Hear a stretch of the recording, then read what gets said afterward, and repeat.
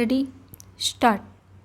Now I would like to say that with this measure we are now adopting, to my mind it will not be possible to have this system or any other system functioning effectively. The number of clauses that we have included are so restrictive and rigid that it will not be possible for any system to function in this country.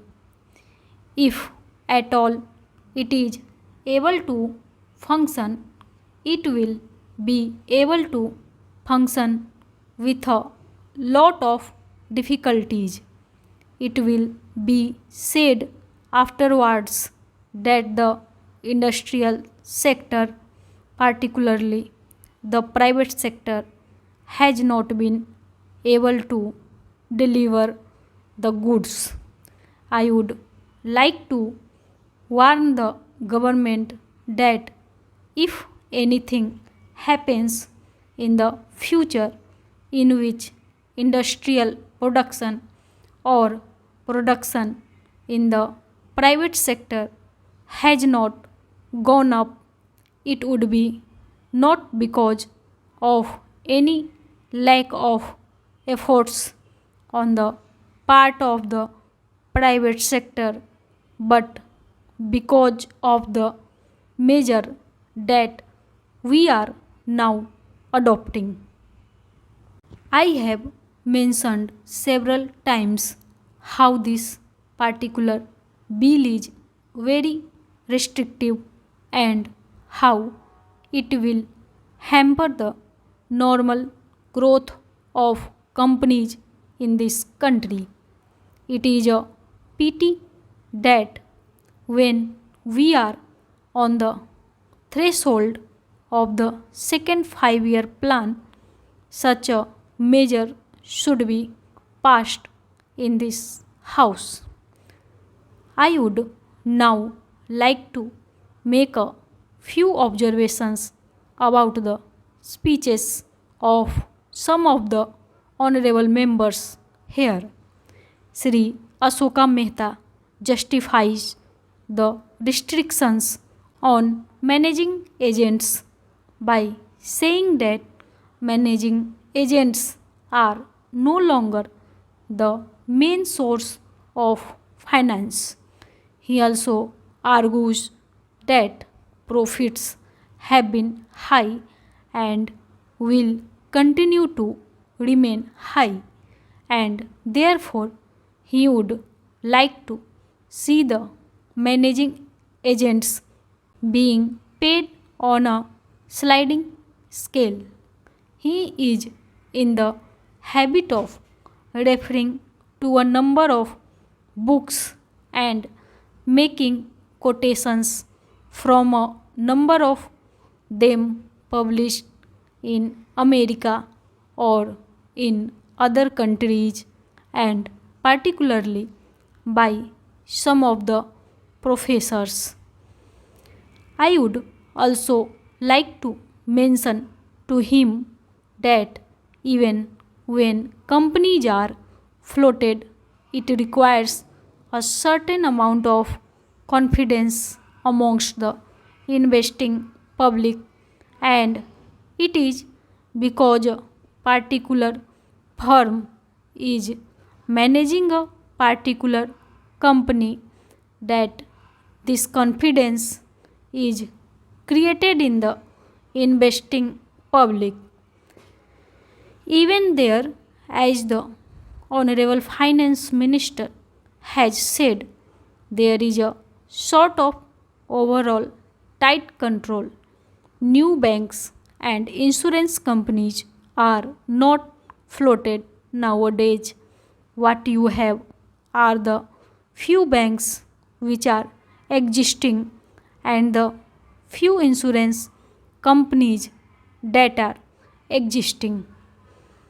The other point is that The creditworthiness of the managing agency firm does count to a certain extent in getting credit from the banks and other financial institutions.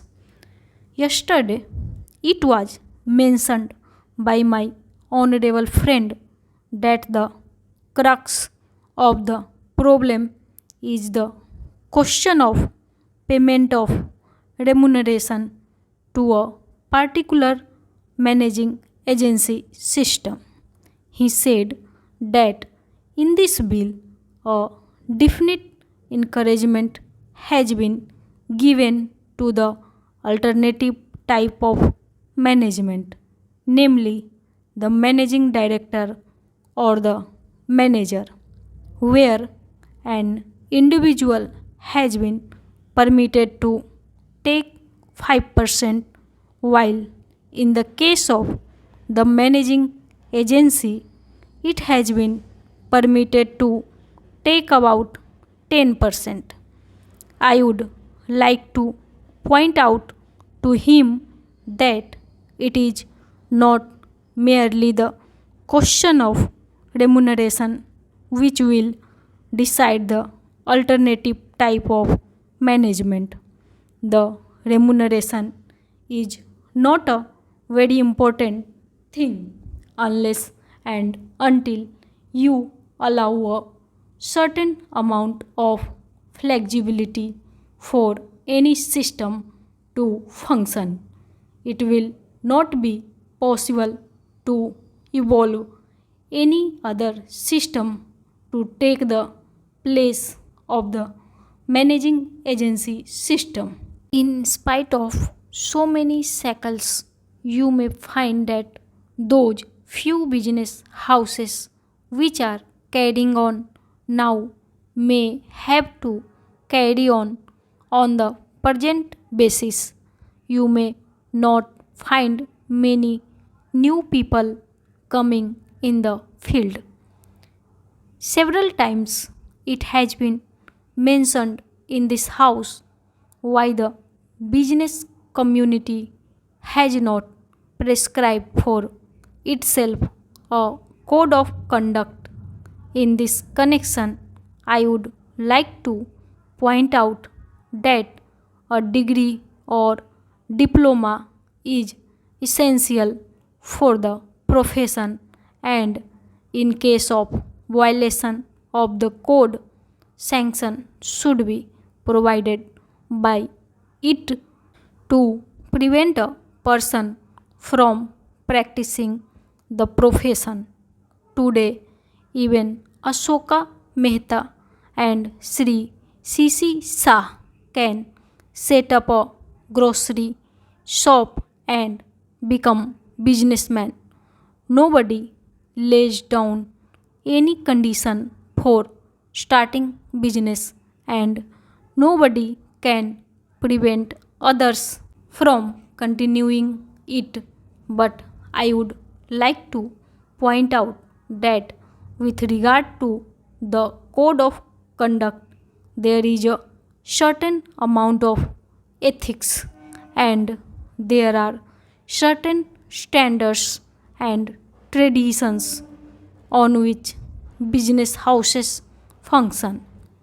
If a particular firm has not got proper ways of managing its business, you will find that business house will find it difficult to function, and it would be difficult for it to command the confidence of the business community.